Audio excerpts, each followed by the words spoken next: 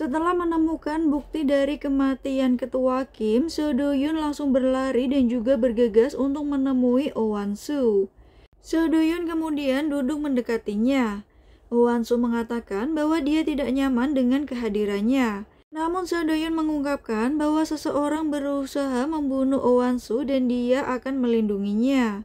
Dia juga mengungkapkan bahwa temannya meninggal di Manila serta pembunuhnya adalah orang yang sama. Dia kembali meyakinkan bahwa semua itu bukanlah ulah teroris. Mendengar hal itu, Oh Wan-soo tidak percaya dan dia merasa bahwa Seo Do-yoon mengancamnya. Dia merasa kesal dan akhirnya pergi. Seo Do-yoon berpesan agar Oh Wan-soo tidak mempercayai siapapun. Tetapi Oh Wan-soo mengabaikannya kemudian pergi meninggalkan Seo Do-yoon. Saat kembali ke kamarnya, Seo Do-yoon kembali mengingat ketika dia dan juga Ju-hyuk diperintahkan oleh komisaris polisi untuk melakukan tugas rahasia. Mereka berdua secara tersembunyi bertemu dengan Komisaris Jenderal Kepolisian Nasional. Seo Do-yoon ditugaskan untuk menjadi pengawal presiden dan juga melaporkan siapa sajakah orang yang ditemui oleh presiden. Sedangkan Ju-hyuk ditugaskan di Badan Intelijen untuk menyelidiki dana taktis dan juga orang-orang yang ditemui presiden secara pribadi. Ini adalah misi rahasia mereka. Ju-hyuk mengatakan ada sebuah geng yang bernama X-Star. Mereka adalah imigran dari Tiongkok yang berada di Incheon, Busan, Shanghai, dan juga Hong Kong. Tetapi markas mereka ada di Manila. Namun akhirnya Ju-hyuk meninggal dibunuh di Manila. Seo Do-yoon tidak terima, dia kembali ke Korea serta menemui Komisaris Jenderal Kepolisian Nasional. Dia memohon untuk dilakukan penyelidikan atas kematian Ju-hyuk.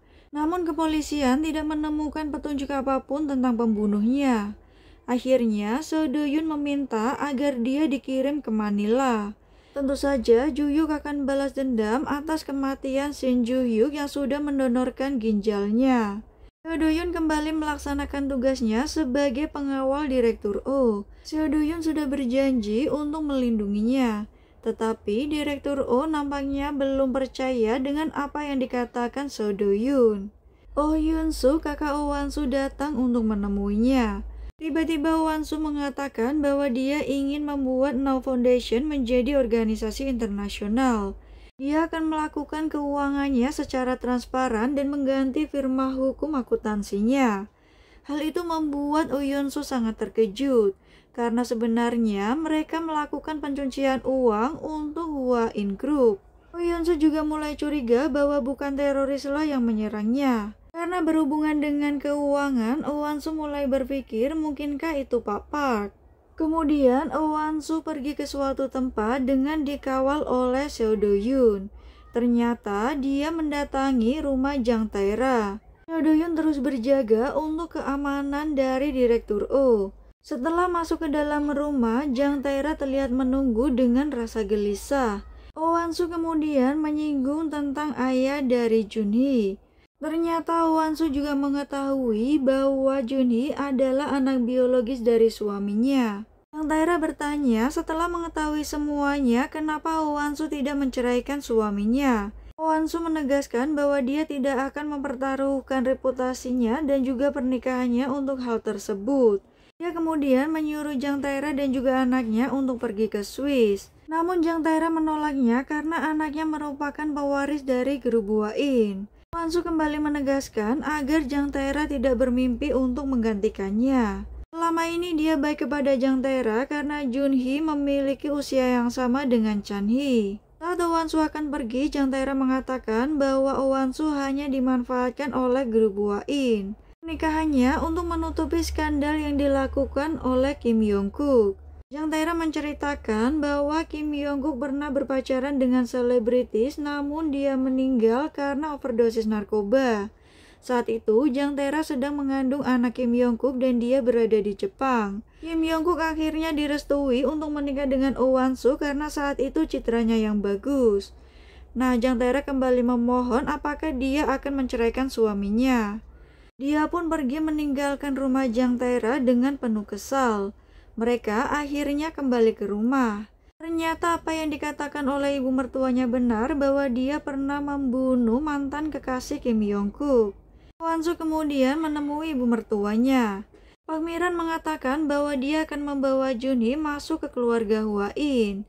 Tetapi Oh Wan-soo tidak setuju dan dia akan mengurusnya sendiri. Sesampainya di kamar, Oh Wan-soo ternyata sudah ditunggu oleh suaminya. Kim Yong-kook merasa bahwa dia tidak berarti bagi Oh Wan-soo. Dia bertanya kenapa Oh Wan-soo tidak menceraikannya dan pura-pura tidak tahu atas hubungannya dengan Jang Tae-ra. Namun kemudian Oh Wan-soo meminta Kim Yong-kook untuk mengirim Jang Tae-ra dan anaknya pergi ke Swiss. Namun Kim Yong-kook tidak becus melakukan hal tersebut dan akan meminta ibunya untuk mengurus hal tersebut. Karena dia tidak pernah bertanggung jawab atas hidupnya selama ini. Jang Tae-ra dengan seenaknya masuk ke dalam rumah istana utama Hwa In Group. Dia mengadu kepada Pak Miran karena tidak ingin dikirim ke Swiss.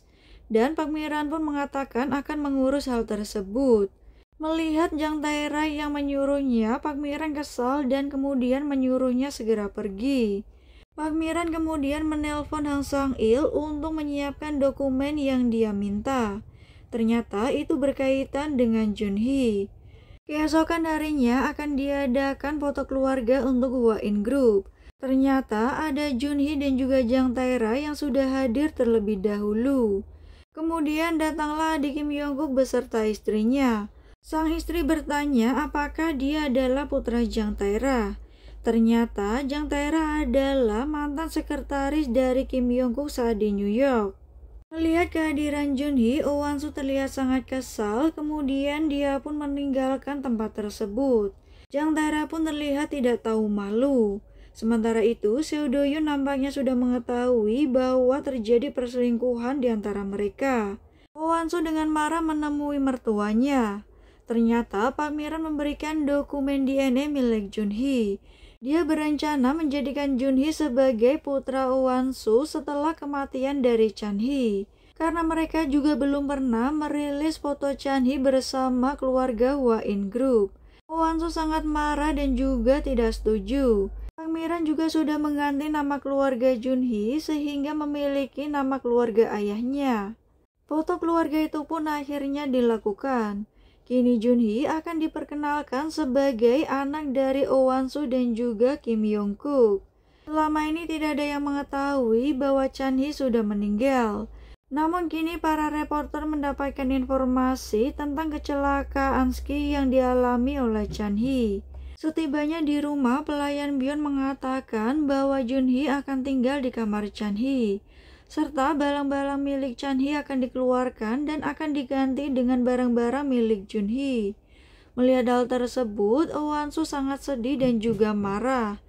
Dia akhirnya pergi meninggalkan rumah tanpa sepatah kata pun. Karena khawatir, pelayan Byeon menelpon Seo Do-yoon untuk mengikuti Oh Wan-soo. Dan ketika Wan-soo pergi menggunakan mobilnya, dia hampir menabrak sebuah mobil di depannya. Seo Do-yoon langsung berlari mengejar mobil Wan-soo dan masuk ke dalam mobil tersebut. Walaupun Wan-soo memintanya untuk keluar, Seo Do-yoon tetap saja tidak akan meninggalkan mobil itu. Wan-soo masih terlihat kesal dengan apa yang dilakukan oleh Seo Do-yoon. Ternyata Wan-soo pergi ke sebuah pantai. Dari belakang, Seo Do-yoon hanya mengikutinya karena nampaknya Wan-soo masih memiliki suasana hati yang buruk. Semua itu karena dia mengingat atas kematian anaknya. Ketika hendak pulang, Wan-soo menaiki mobil dan juga membersihkan kakinya dari pasir. Seo Do-yoon melihat hal tersebut langsung mengeluarkan sapu tangannya. Kemudian Wan-soo kembali menegaskan bahwa dia tidak percaya dengan semua yang dikatakan oleh Seo Do-yoon. Wan-soo meminta bukti atas kematian temannya dan juga siapakah pelakunya agar dia bisa mempercayainya. Seiring dengan berjalannya waktu, Seo Do-yoon akan memberitahu semuanya. Seo Do-yoon kemudian mengantar Wan-soo pergi ke sebuah villa. Namun ternyata Kim Yong-kook sudah berada di villa tersebut dan melihatnya dari kejauhan. Wan-soo kemudian masuk ke dalam villa tersebut dan Seo Do-yoon menunggunya dari luar. Kim Yong-kook kemudian bertanya kepada Wan-soo kenapa dia tidak ingin memiliki anak lagi darinya. Mendengar hal tersebut, tentu saja Won-soo terlihat sangat kesal atas semua perbuatan yang sudah dilakukan Kim Yong-kook kepada dirinya. Tetapi Kim Yong-kook beralasan bahwa dia benar-benar mencintainya. Kim Yong-kook memaksa dan juga berusaha untuk mencium istrinya. Karena melihat Oh Won-soo ketakutan, Seo Do-yoon langsung masuk ke dalam villa dan melindungi Oh Won-soo serta mencegah Kim Yong-kook. Oh Won-soo terlihat sangat marah, dia pun meminta Seo Do-yoon untuk mengantarnya pulang. Mereka pun akhirnya meninggalkan tempat tersebut. Dari kejauhan, Kim Yong-kook merasa ada sesuatu di antara mereka. Nampaknya dia mulai merasa cemburu. Dalam perjalanan pulang, mereka berdua hanya terdiam. Esokan harinya, Oh Won-soo sudah memiliki jadwal untuk datang ke No Foundation. Sekretaris Kim memberitahu bahwa suaminya kembali ke apartemen. Namun Oh Won-soo nampak tidak peduli. Dan orang yang mendatangi apartemen tersebut adalah Jang Tae-ra. Papa yang menjaganya pun tidak bisa menghalangi Jang Tae-ra untuk masuk ke dalam apartemen. Ternyata Kim Yong-kook sedang tidur dengan wanita lain. Jang Tae-ra membangunkan wanita tersebut dan menyuruhnya untuk pergi. Ternyata hal itu sudah biasa dilakukan oleh Kim Yong-kook. Jang Tae-ra bertanya kepada Kim Yong-kook, benarkah Won-soo tidak ingin mempunyai anak lagi? Seo Do-yoon datang ke Hua In East dengan diantar oleh pengawal Lee Jin. Sepertinya itu adalah perusahaan atau tempat untuk para pengawal atau keamanan dari Hua In Group. Dia pun masuk ke dalam ruangan di mana seluruh CCTV dari pusat Hua In Group dipantau. Tak hanya itu, banyak sekali karyawan atau pengawal yang sedang berlatih bela diri. Seo Do-yoon mengenalkan dirinya sebagai pengawal baru. Dia pun mencoba untuk bertarung dengan karyawan lain. Karena pandai berkelahi, Seo Do-yoon memenangkan pertarungan tersebut. Karyawan itu masih belum terima dan meminta dilakukan pertandingan lagi. Dilakukanlah pertarungan boxing di antara keduanya. Awalnya Seo Do-yoon kalah, tetapi pada akhirnya dia bisa memenangkan pertarungan tersebut. Papak yang melihat hal tersebut nampak bangga kepada Seo Do-yoon. Papak ternyata sudah bekerja selama 7 tahun di Hua In Group. Seo Do-yoon masih curiga dengan Papa karena mengantarkan sejumlah uang ke tempat kasino.